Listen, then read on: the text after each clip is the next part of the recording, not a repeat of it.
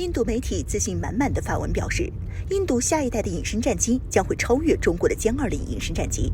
并且不排除与英国和日本联合研制的可能。一起来看详细情况。Hello， 各位老铁们，大家好，欢迎收看本期迷财户，我是虎妞。英媒《欧亚时报》表示，中国的歼20和俄罗斯的苏57算不上是真正的5代战斗机，而印度和日本的下一代隐形战机将挑战中国的歼20战斗机。上个月，印日领导人刚刚承诺加强双边安全和军事合作。日本计划允许向包括印度在内的12个国家出口战斗机、导弹和其他武器，主要是为了应对中国。英媒认为，随着印日加深双边关系，日本可能会邀请印度参与其第6代战斗机 FX 项目的开发，这是日本先进战斗机的研发计划。随着东亚局势的紧张，日本不得不自行开展隐形战机的研制计划，应对中国空军。而日本也在为下一代隐形战机的开发项目寻找国际合作者。日本产经新闻报道称，日本正在与英国航空防务 BAE 公司就 FX 战斗机开发进行合作。不过因为印度也在搞自己的新隐形机计划，日本较难接受印度加入 FX 隐形战机计划。但是早些时候，英国曾表示将与印度就新的战斗机技术进行合作，并向印度提供开放的通用出口许可证。英媒认为，此举可能旨在让印度摆脱对俄罗斯技术的依赖。英国可能邀请印度加入暴风雨6代机计划。在这种背景下，英媒声称，为了面对中国的潜在威胁，日本、英国和印度之间在下一代战斗机上的潜在合作是否可行，值得研究。目前，中国是亚洲唯一拥有国产第5代战斗机的国家。歼20战斗机已经普遍在中国空军各部队服役，但是当前印度正在发展国产第5代战斗机 AMCA。AMCA 将是单座双发隐身战机。AMCA Mark 1将集成先进的5代战斗机技术，而 Mark 2型将进行第6代战机技术升级。AMCA 旨在执行多项任务，包括制空权夺取与保障、地面打击、压制敌方防空和地子战任务。服役后将取代老式的幻影系列战机和部分苏30 MKI 战机。AMCA 隐形战机将成为印度空军中的骨干力量。AMCA 隐形战机首飞预计到2024至25年，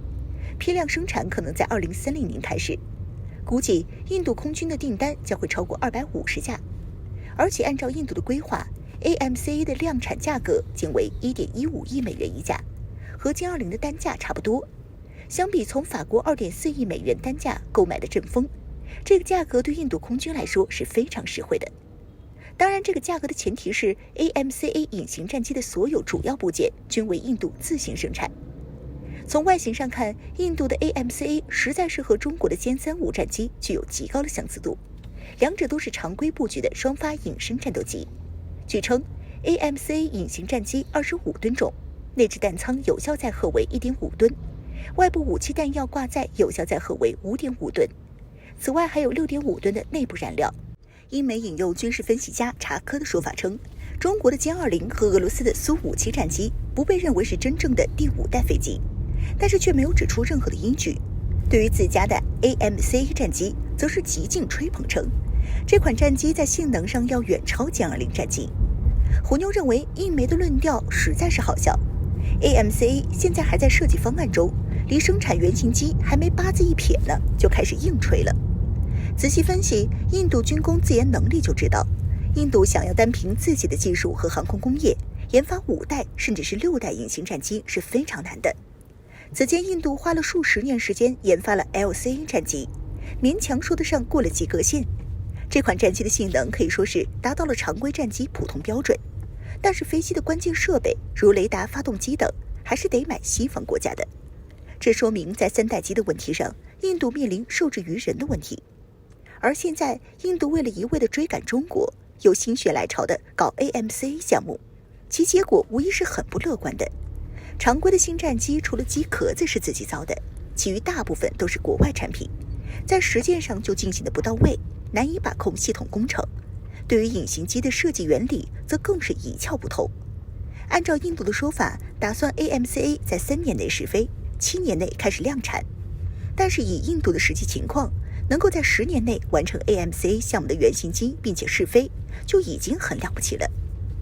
虎妞认为，印度准备靠自己的能力研制隐形战机的本意是好的，但是没有学会加减，却要跳过学乘除，那是必然要栽跟头的。